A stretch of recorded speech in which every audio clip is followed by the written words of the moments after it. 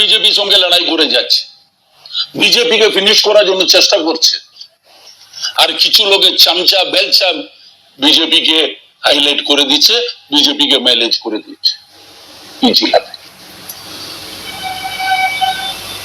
আর এরা সবাই আমরা এনকোয়ারি করতে যাবে না, সবাই শুভেন্দুর সঙ্গে অ্যাডজাস্টে আছে, শুভেন্দুর সঙ্গে হাত নিলে চলে, কাউর না কাউর চামচা শুভেন্দুর সঙ্গে দেখা করে বিজেপিতে।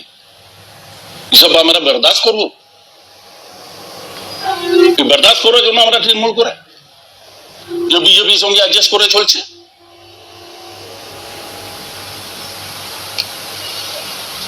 আর নিজেকে বলে আমার এই 3-4 নেতা আছে আর কই নেই।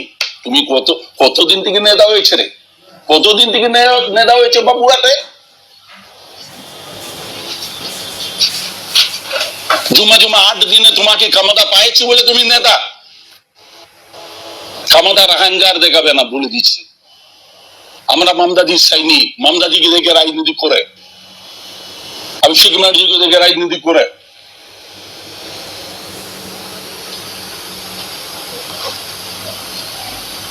আর নিজে এরিয়া সর্বনাশ করে দিয়েছে, আর লম্বা লম্বা কথা বলছে, কাউকে নিচে দেখাবার জন্য চেষ্টা করছে।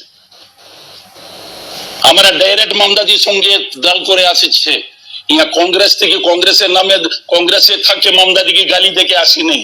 আমরা মমতাদির সঙ্গে রাজনীতি করেছি, যে দিন থেকে আমরা রাজনীতিতে আসছে ওই দিন থেকে মমতাদির সঙ্গে আছে, আর মমতাদির সঙ্গে থাকবো। তোমরা 2021-এ বিজেপি টিকিট নেওয়ার জন্য দৌড়াদৌড়ি করেছিল, ওই মিটিং এ আনসার কথা বলছে।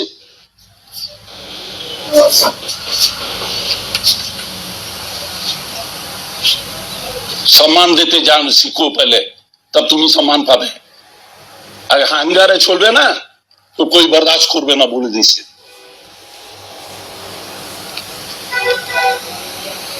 এক না একদিন ভুগতে হবে। এইসব নেতার টেনিয়ে যে আছে না, বিজেপির সঙ্গে অ্যাডজাস্ট করে চলছে।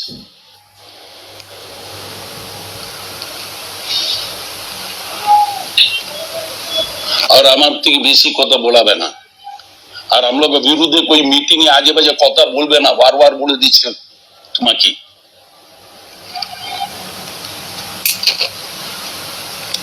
2021-এ বিজেপি টিকিট নেওয়ার জন্য দৌড়াদৌড়ি করেছে, আজকে লম্বা ডায়লগ মারছে।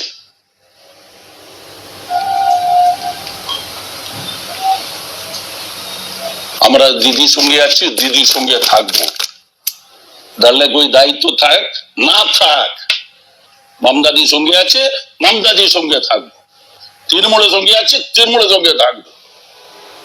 ভালো করে বুঝ। জয় বাংলা, মমতাদি জিন্দাবাদ, তৃণমূল কংগ্রেস জিন্দাবাদ, অভিষেক ব্যানার্জি জিন্দাবাদ। না, কিছুটা উনি সত্যি কথা বলেছেন যে ও অত্যাচার তো করছে মানুষের উপর।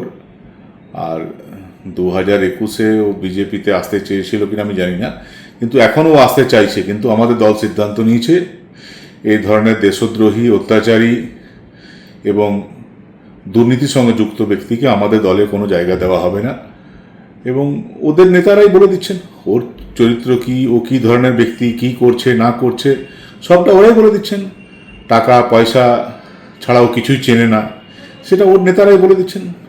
এবং অন্য কেউ না, ওনাদের দলের রাজ্য কমিটির সম্পাদক তিনি বলছেন। তো রাজ্য কমিটির সম্পাদক যখন জেলা সভাপতি নিয়ে কিছু বলছেন, নিশ্চয়ই রাজ্য কমিটির সম্পাদকের বক্তব্য গুরুত্ব পাওয়া উচিত।